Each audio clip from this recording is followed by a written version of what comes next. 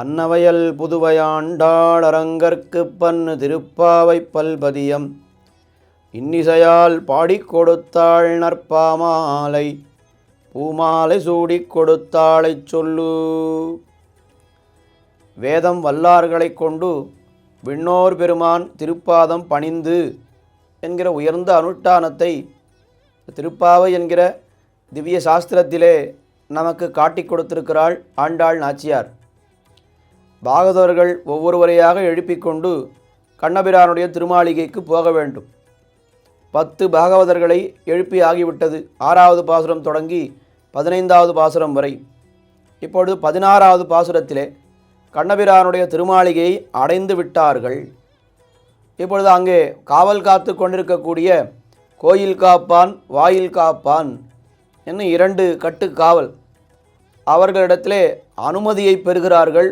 இந்த பாசுரத்திலே ரொம்ப ஜாகிரதையாக நாம் இதை பார்க்க வேண்டும். கீழே 10 பாசுரங்கள் எல்லாம் எழுப்பினார்கள்னு சொல்லும். இதுக்கு மேலே 4-5 பாசுரங்கள் அதுவும் எல்லாம் எழுப்பினார்கள்.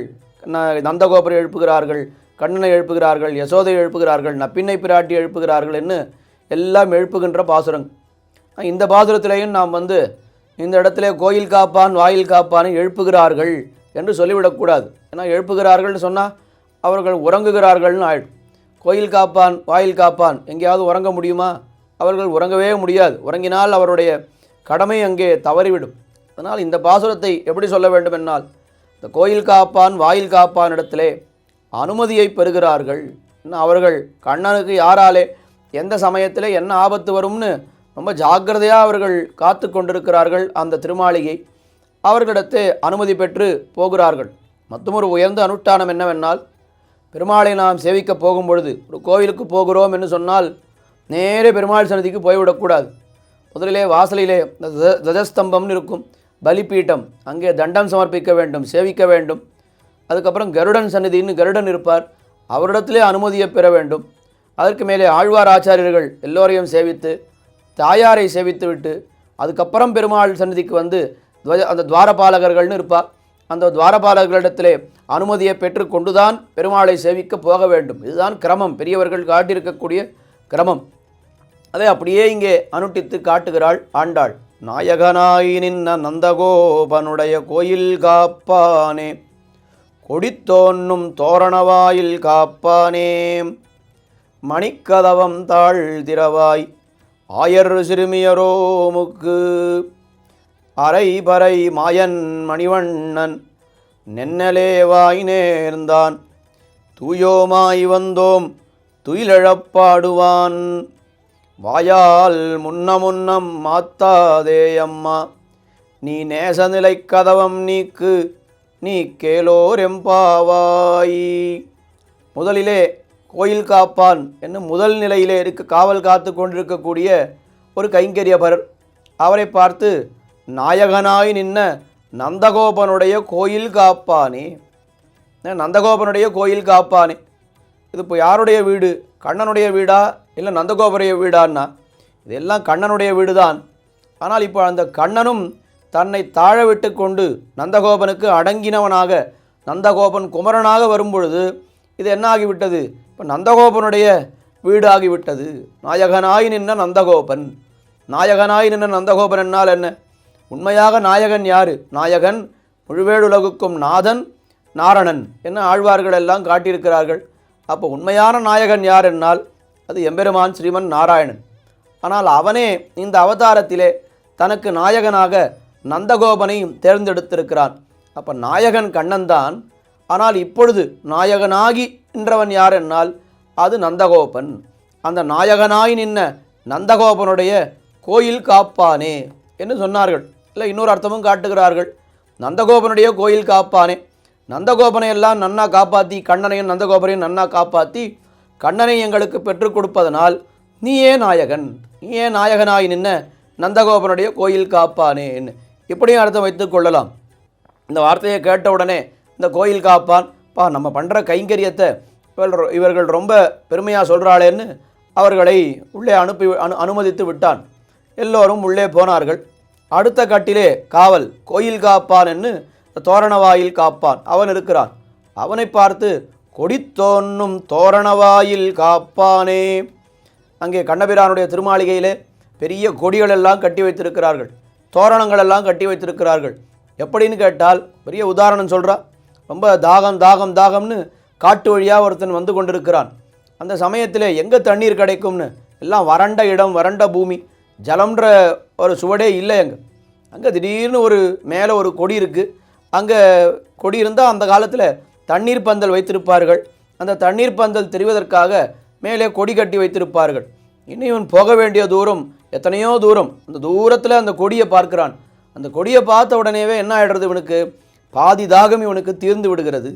ஏன்னா அப்போது கொடியை போய் அவன் அந்த இடத்திற்கு போய் தீர்த்தம் குடித்தான்னு அது அப்புறம் நடக்கக்கூடிய விஷயம். ஆனால் அந்த கொடியை பார்த்த உடனேவே இவனுக்கு தாகம் தீர்ந்து விடுகிறது. அதுபோல நாங்கள் அங்கிருந்து பார்த்து கொண்டு வருகிறோம். இந்த கொடியை பார்த்த உடனே கண்ணனுடைய திருமாளிகை வந்து விட்டதே.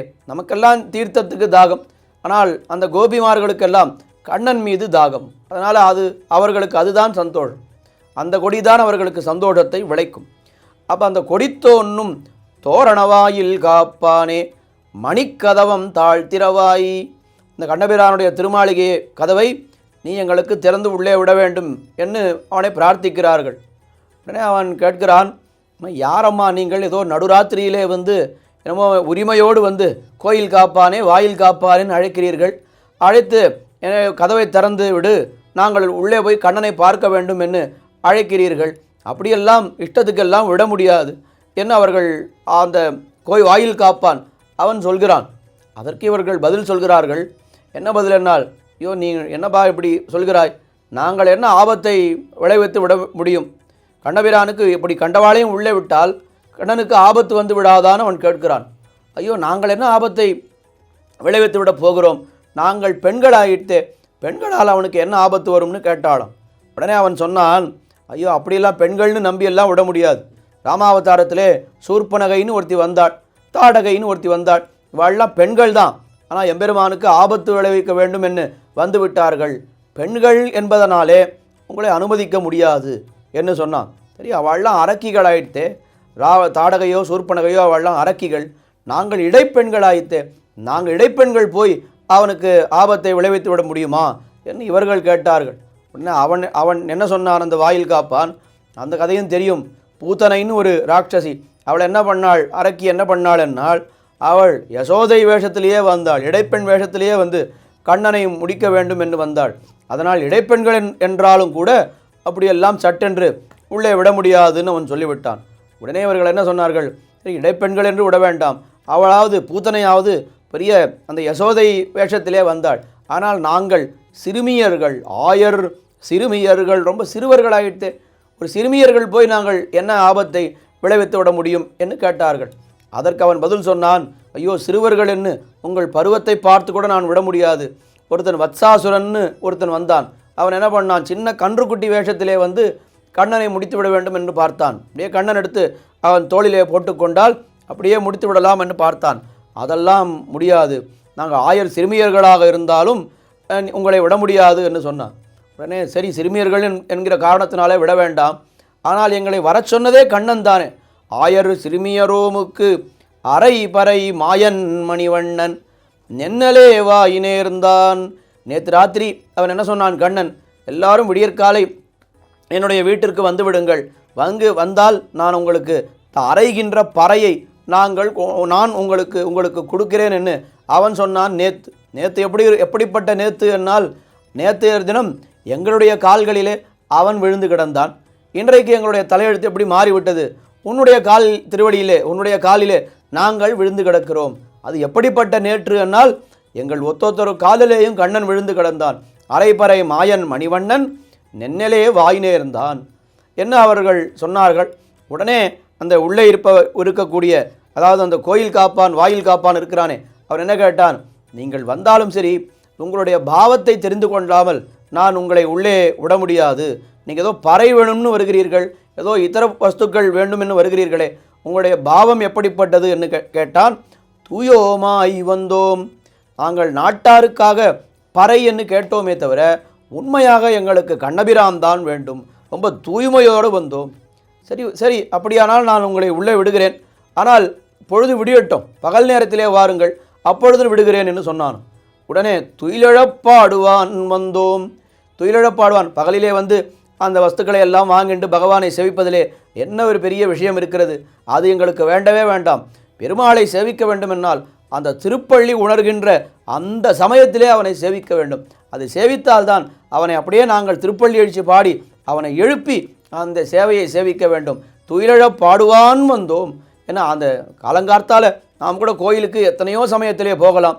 ஆனால் மிக மிக விசேஷமாக பெருமாளை சேவிக்க வேண்டுமென்னால் அந்த விஸ்வரூப சமயத்திலே நாம் போய் முதலிலே அந்த காலங்கார்த்தால் பெருமாள் சந்நிதி திறந்தவுடனே அவனுடைய கடைக்கண் பார்வை நம் மீது பட்டதானால் அதுக்கப்புறம் பாவம் நிற்க போகிறதா சொல்லுங்க? நிற்கவே நிற்காது பாபங்கள். அப்படி அந்த விஸ்வரூப சேவை என்பது எவ்வளவு முக்கியம் என்பதை ஆண்டாள் இந்த பாசுரத்திலே உணர்த்துகிறாள். துயிலெழப்பாடுவான் வந்தோம். உடனே அவனுக்கு மனசிலே கொஞ்சம் ஈரம் ஏற்பட்டது. இவர்களை விட வேண்டும் என்று மனசு தோன்றுகிறது. ஆனால் வாயால் அதை சொல்ல மாட்டேன் என்கிறான். வாயால் முன்னம் மாத்தாதேயம்மா, நீ வந்து எங்களை அனுமதிக்க வேண்டும் என்று அவனிடத்திலே கூறினார்கள். அதற்கு மேலே சரி நீங்களே கதவை திறந்து கொண்டு போங்கள் என்று சொன்னாள். இல்லை, அது உன்னுடைய கைங்கரியம், நீதான் செய்ய வேண்டும். அது எப்படிப்பட்ட கதவு? நேசக்கதவு, நிலைக்கதவு. ரொம்ப அது கண்ணபிரானை காப்பாற்ற வேண்டும் என்பதற்காக ரொம்ப கடினமாக இருக்கிறது. அதற்கு மேலே பகவானிடத்திலே மிகுந்த நேசத்தோடு இருக்கிறது. அப்படி யாராவது விரோதிகள் உங்களை தாண்டி கொண்டு இந்த வாயில் காப்பானை தாண்டி உள்ளே போயிட்டாலும் அந்த கதவை அவர்களால் திறக்க முடியாது. அதனால் அது உனக்கென்று ஏற்பட்ட கைங்கரியம், நீதான் செய்ய வேண்டும் என்று அவனிடத்திலே சொல்லி அந்த நேச நிலைக்கதவம் நீக்கு என்று சொல்லி அவனிடத்திலே அனுமதியை பெற்றுக்கொண்டு அந்த கதவு வழியாக அவர்கள் உள்ளே செல்கிறார்கள். உள்ளே போய் அவர்கள் நால்வரையும் எழுப்பப் போகிறார்கள். நந்தகோபர், யசோதை, நம்பிமூத்தபிரான், கண்ணன் என்று நால்வரையும் எழுப்பப் போகிறார்கள். தொடர்ந்து அனுபவிப்போம். இணைந்திருங்கள் ஆஸ்ட்ரோவேட் தமிழ் யூடியூப் சேனலிலே. ஆண்டாள் திருவடிகளே சரணம். ஆழ்வார் எம்பெருமானார் ஜீயர் திருவடிகளே சரணம்.